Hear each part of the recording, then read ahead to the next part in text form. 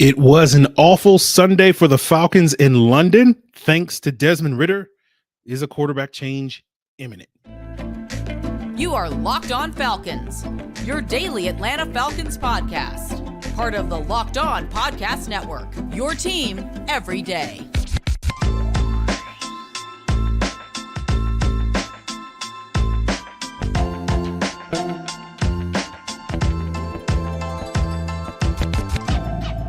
Welcome back, everyone, to another illustrious episode of the Locked On Falcons podcast, your daily Atlanta Falcons podcast, part of Locked On Sports Atlanta, your team every day. And today's episode is brought to you by LinkedIn Jobs. We're going to help you find the qualified candidates that you want to talk to faster. Post your job for free at linkedin.com/lockedonnfl. That's linkedin.com/lockedonnfl to post your job for free. Terms and conditions apply. And guys, if you don't know me, I'm your very humble host, Aaron Freeman. Formerly covered the Falcons at falcfans.com, RIP. Also RIP to Falcfans on Twitter. But you also may know me as Mr. Drew, Mr. Holier Than Thou, Sirius Black, all that and more. And guys, I want to thank each and every one of you guys that makes this illustrious podcast your first listen each and every day. Shout out to the everydayers and follow in their footsteps by subscribing or following for free on YouTube or wherever you listen to podcasts. So today's episode, I am not going to probably be as angry as some of you guys are watching or listening to this podcast. All right, I've sort of calmed down a little bit after the last couple of hours. You talk with Jarvis Davis for 30 minutes in the postcast, and you can't help but come away with a smile on your face, just clowning this Atlanta Falcons team. So if you want to see me a little bit more fired up than I currently am, more than my subduedness, then go check out the postcast. It's on Locked On Sports Atlanta on YouTube, of course, also on Locked On Falcons in your audio feeds as well. But it was an absolutely awful first half for Jameis Winston. No, that's not who the Falcons quarterback is. Zach Wilson. No. Justin Fields. No. Sam Darnold. No. Joey Harrington. No. Deshaun Kaiser. No. Desmond Ridder. That is who the Falcons quarterback is. And he made some very poor decisions, especially in the second quarter of this game, through a pick six on a bad read to Darius Williams. He followed that up on his very next pass to start the next drive with another pick, staring down Kyle Pitts, and Andre Sisco easily jumped it.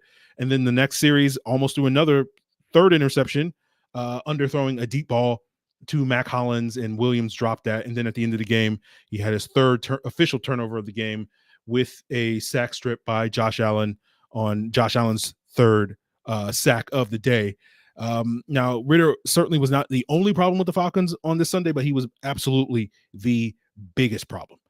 And we've been talking, me and Jarvis, and I'm sure many of you guys been talking all offseason, all season long about playing clean. And all we need Desmond Ridder to do is to manage a game. And he went into this week leading the NFL, according to Pro Football Focus, with 7 turnover-worthy plays, and probably added at least 4 more today. There were probably a couple of other tight window throws that I would not be shocked if PFF, categorized those as turnover-worthy passes as well. And if you just assume he has 11 through 4 games, that would put him on a pace for 47 turnover-worthy plays this upcoming season. And if you're curious, in Jameis Winston's 30 interception season back in 2019, he had only 40 turnover-worthy plays in 16 games. So clearly Ridder is, calling him Jameis Winston is disrespectful to Jameis Winston at this point, based off of how he's been this first month. And he's been very lucky that the roughly dozen or so times the ball has been put in harm's way, primarily by him, has only accounted for 3 interceptions this year. And that 1 interception against Green Bay wasn't really his fault, right? And so he's only really had 2 picks that were his fault. But, again, there's another almost dozen times where, he should have had an interception. He should probably have like 8 or 9 interceptions at this point in time. And so it begs the question, should the Falcons make a quarterback change given how horrifically bad Ridder has been, when it comes to protecting the football and managing the game, right? And Arthur Smith was asked by ESPN's Laura Rutledge at halftime whether or not he considered making a switch to Taylor Heinicke. He said absolutely not. And I don't disagree with Arthur Smith for not making that call, right? Because this season, because the Falcons are rebuilding, which I have to remind folks, they are rebuilding, they have to figure out if they have a long-term answer at the quarterback position. And Taylor Heinicke is not a long-term answer. Taylor Heinicke is not part of a rebuild. Now, let's say hypothetically that the Falcons do make the switch to Taylor Heinicke on Monday, and he goes 7-6 the rest of the way, right? Taylor Heinicke's been a basically 500 quarterback his entire career, so let's give him the benefit of the doubt and say he gets the team slightly above 500 the rest of the way. That doesn't really do anything for the Atlanta Falcons. Certainly not long term. Short term, sure, right? Short term, it puts you back in playoff contention, but long term, it does nothing for your football team. And so you're going to be right back into the quarterback market, desperate for a quarterback next offseason because you're not going to, roll with Taylor Heinicke long term, and you're going to need a massive upgrade. And you're not, unless Tom Brady's going to come out of retirement and play for the Atlanta Falcons, you're not going to get a massive upgrade at this point based off of who's likely to be available, whether that's Russell Wilson, whether that's Kirk Cousins, whether that's Kyler Murray, right? Those guys aren't savers, right? They can give you better quarterback play than what we're getting, certainly, but they're not going to save your franchise. They're not going to be part of your long-term solution at the quarterback position. You're not finding your post-Matt Ryan era quarterback, right? Best case scenario is he's Bobby Hebert if you want to pull from Falcons history in that case, Chris Redmond or something like that. You're basically doing the exact same thing that the Saints are doing right now with Derek Carr, which is basically like, we just want to have somebody steward this sinking ship and just make the ship sink a little bit slower. That's all those guys are doing, right? And even if you just say, okay, well, we're not going to go the veteran quarterback route and we'll go and draft the quarterback. We'll trade it all for, Southern California, USC's, Caleb Williams, or UNC's, North Carolina's, Drake May, right? You're not going to feel confident that those guys are going to save your franchise, right? Because again, we're in this hypothetical situation. We're talking about Taylor Heinicke saving the season and keeping this team in playoff contention. So you're going to have to trade up and trade it all for those guys, but you're not going to feel good that, Arthur Smith is going to be able to, he's going to win with those guys when he can't even get Desmond Ridder to perform like an average quarterback, right? And so that's really what it's about, right? The season is about fixing Desmond Ridder. It's about Arthur Smith fixing it, right? If you can't get Desmond Ridder out of this tailspin that he is currently in, what are you doing? You're not doing anything, right? You're not treading water. You're not saving anything. You're going down. And so, like, I get it, this need to want to make a change and it's not a knee-jerk reaction because we've been watching, whatever the analogy is, the metaphor is, for a month. So it's not like this, you're making this decision on the spur of decision, but we'll see what happens over the next couple of weeks. And I sit here and I go, I would give Desmond Ridder the month of October. I know, crazy, but like that clock is ticking, that leash is tightening, right? And so I could sit here and say, yeah, I'll give him another 4 weeks to figure it out. And then next week, he throws 4 picks against the Texans. And then I'm like, well, that goes out the window. So it's got to start with Desmond Ridder and your quarterback playing cleaner, eliminating mistakes. Like I don't need Desmond Ridder to go out there and win games, guys. Again, I need you to channel Alex Smith. I need you to not make the game-killing mistakes. I don't need you to be good, Desmond Ridder. I just need you to not be terrible. That's all I need. And so hopefully we will get that. Hopefully returning to the quote-unquote friendly confines of Mercedes-Benz Stadium over the next 2 weeks against Houston and Washington, you will see Desmond Ridder, just like, oh, well, he's just really bad on the road, to start the season. And he, once he just got a couple of games and build some momentum, maybe we'll see. But, and this is not a shot at Falcon fans. I just know, like, it ain't going to be that friendly because, the Boo Birds are ready to go, and they should be. They should be based off of what we saw this past Sunday. So we'll see. We talked a big game about Desmond Ridder's intangibles and his leadership and his character and all this stuff. And like, now you're going to find out, about those intangibles, how real that is if you can pull out of this tailspin, Desmond Ridder, and eliminate and get yourself and look yourself in the mirror and say, hey, I got to fix it. So we'll see. So today I'm saying give it another month, but I got no promises a week from now that I'll be like, oh, wrap it up, B. It's done. So we'll see how it goes. It's a week to week, league. It's a week to week thing with Desmond Ridder. Again, I'm willing at this point to give him another month, assuming that we see some progress. Again, it's just like, again, I don't need you to be good. Like, I just need, on a 10-point scale, stop being a 1, my guy. Can we get to a 3.5? A 3.5 is what I will take at this point in time. Like that's progress. 3.5 out of 10, right? That's a F.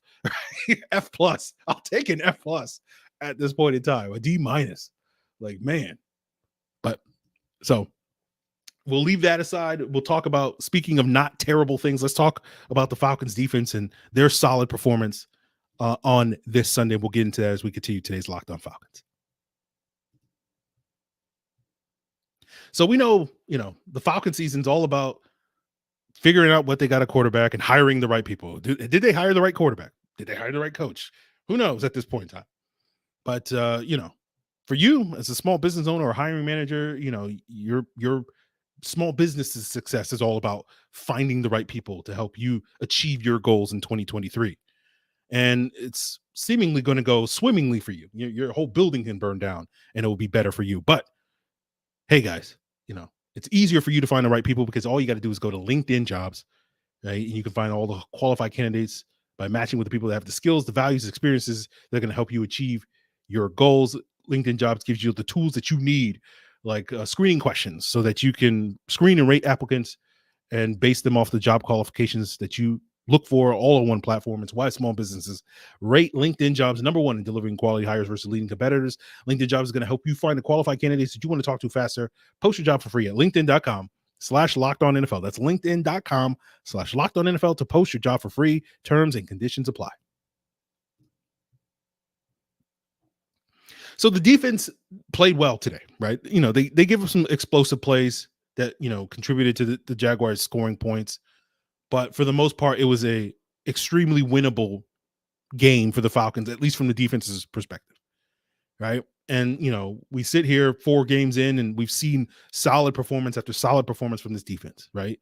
Now, when you compare it to how terrible the offense has been, the quarterback, the defense looks incredible, right? They held Jacksonville to 10 offensive points through 3 quarters. Again, there was that pick 6. That's not on defense. Now, they kind of ran out of gas in the fourth quarter, let the Jaguars go on some extended long drives. But again, I think the win was kind of out of their sails at that point when the Falcons weren't able to come away with some points on, consecutive drives in the third quarter.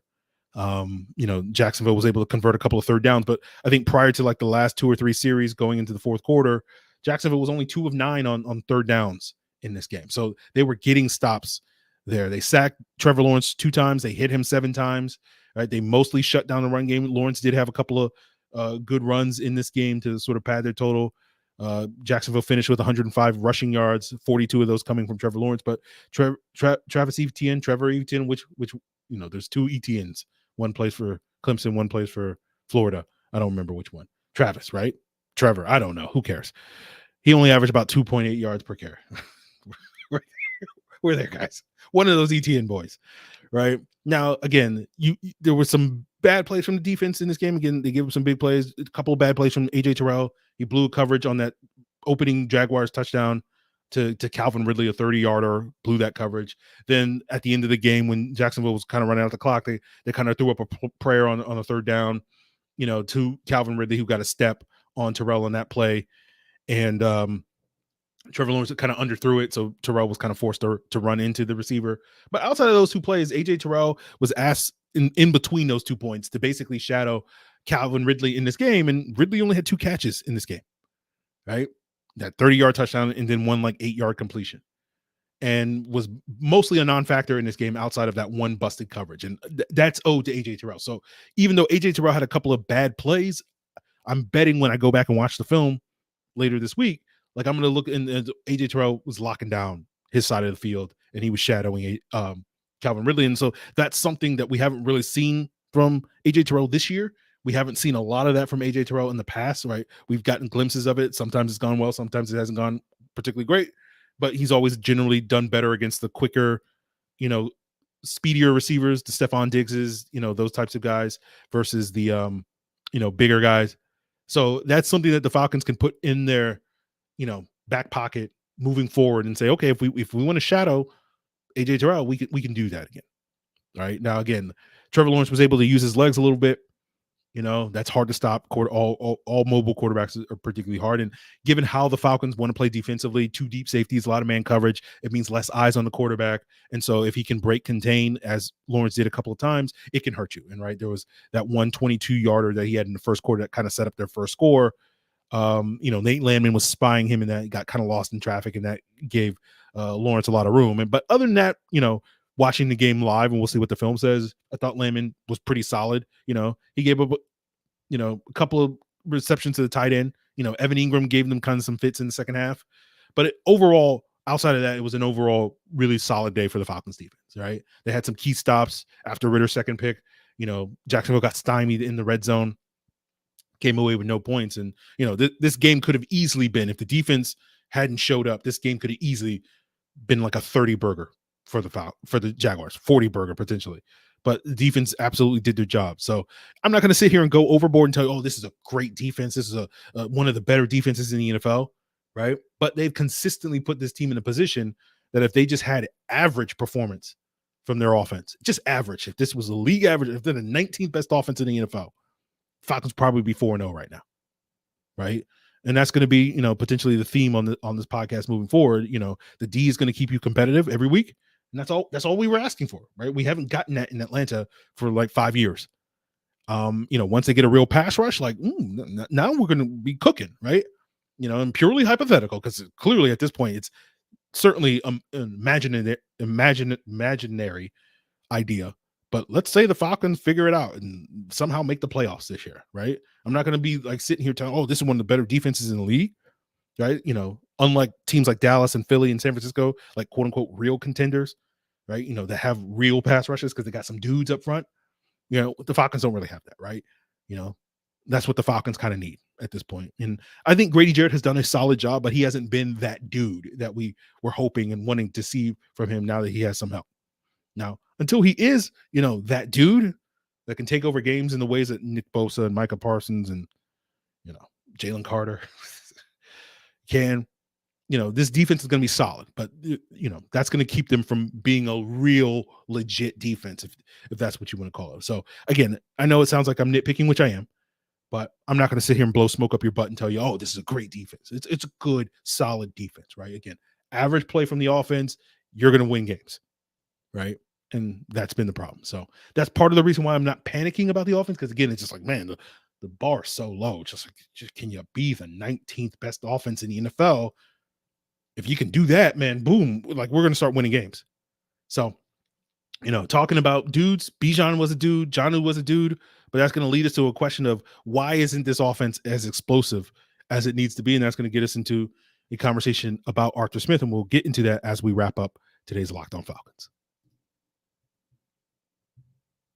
So, guys, snap back into the action in the NFL this year with FanDuel, America's #1 sportsbook, because right now new customers can get $200 in bonus bets guaranteed when you place that $5 bet. That's $200 in bonus bets, win or lose. And if you've been thinking about joining FanDuel, there's no better time now than to get back into the action. It's an app that's safe. It's super easy to use. You get paid nearly immediately. There's a wide range of betting options for you, including spreads, player props, over-unders, and more, right? The Falcons haven't been great from a spread standpoint this year like they were last year. So, if you're going to join FanDuel, you might want to start betting against the Falcons if you're interested in making money.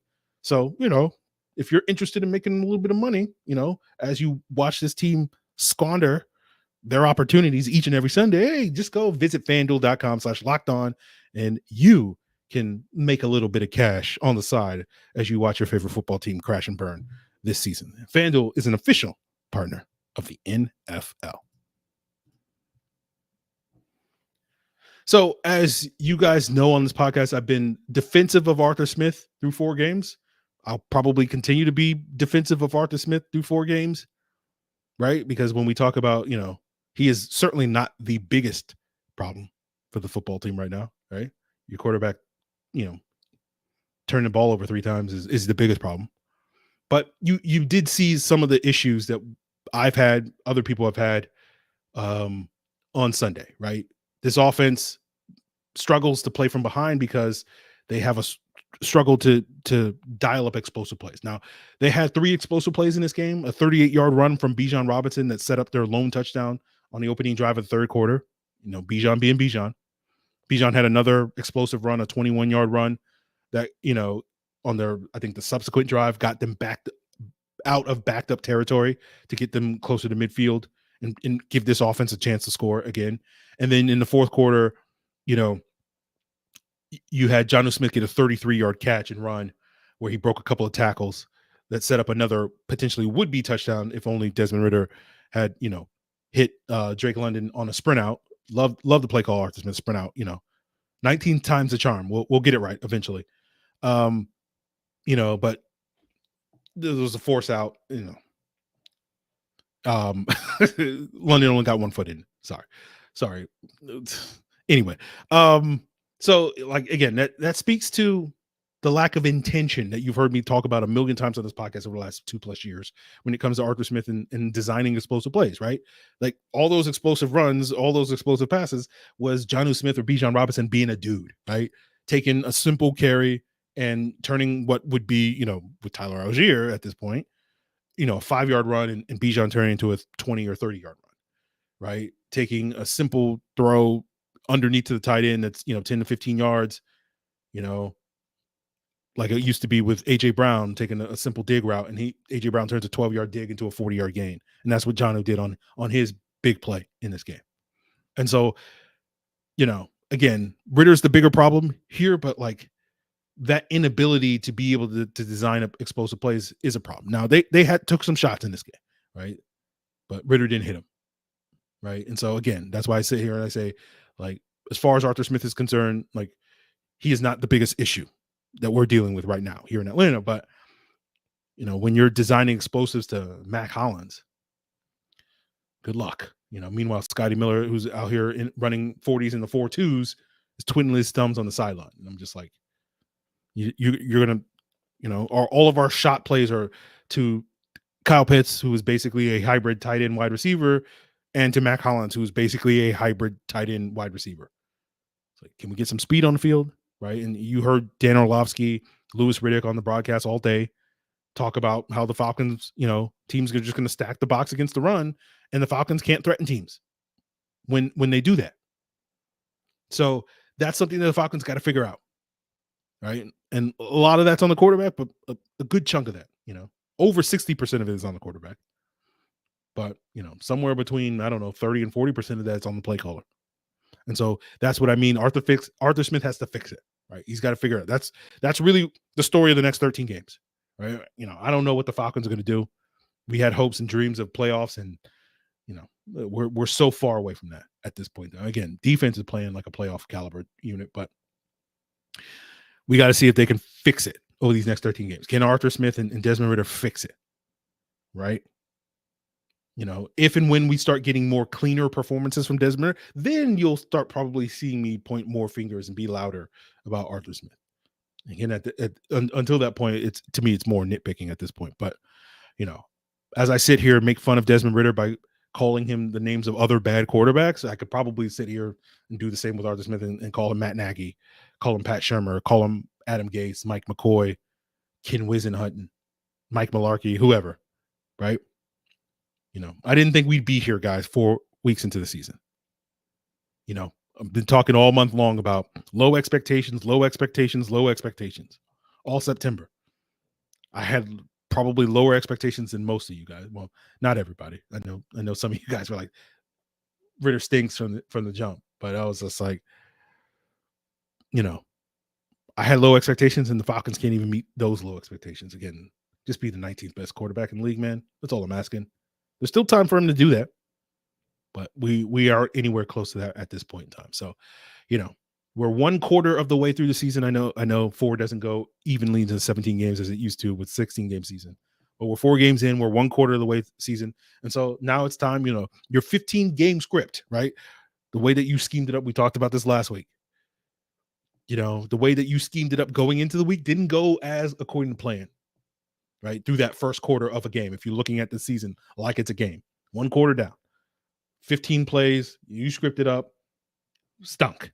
Weren't able to move the ball in that first quarter. Now you got to make those in-game adjustments. You can't wait till halftime. Right? You got to figure it out in the second quarter. And part of the reason why I'm not, I'm down clearly from my tone of voice, guys.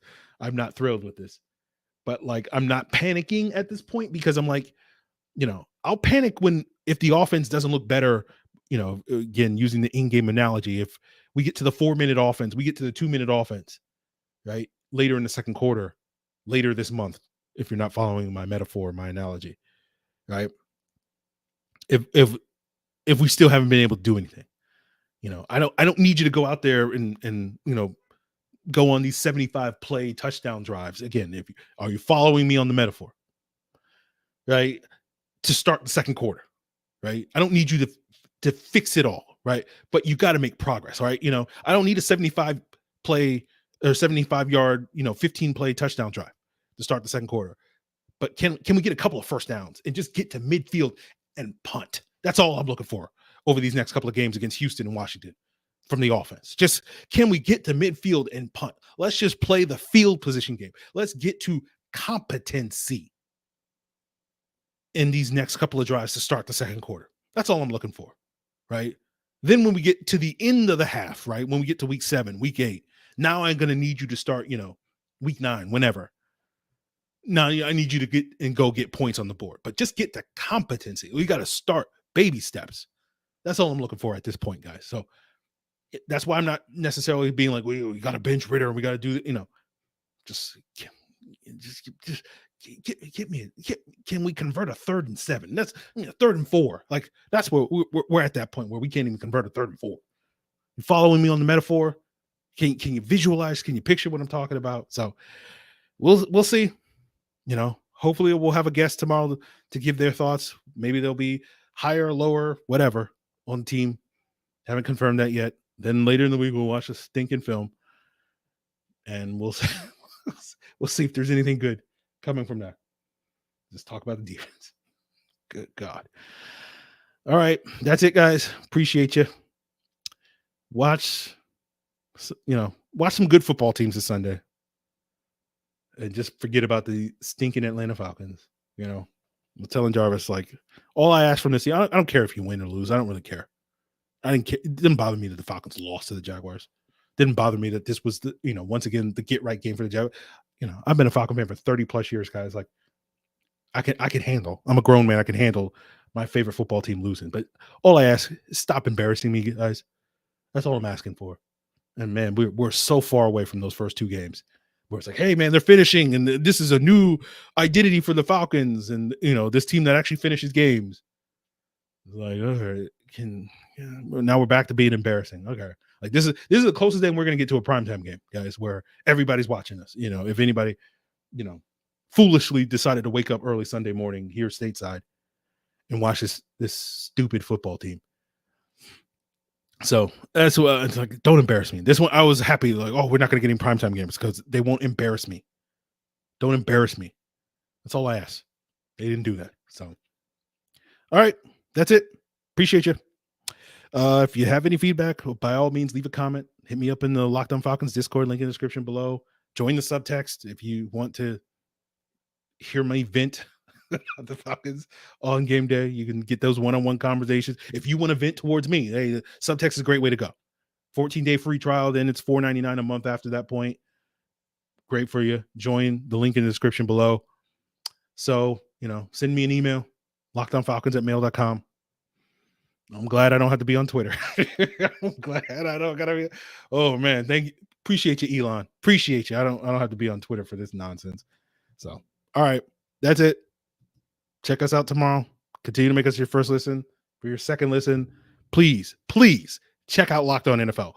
Listen to somebody talk about good football today. You ain't getting that here on Locked On Falcons. So there you guys have it. Appreciate it.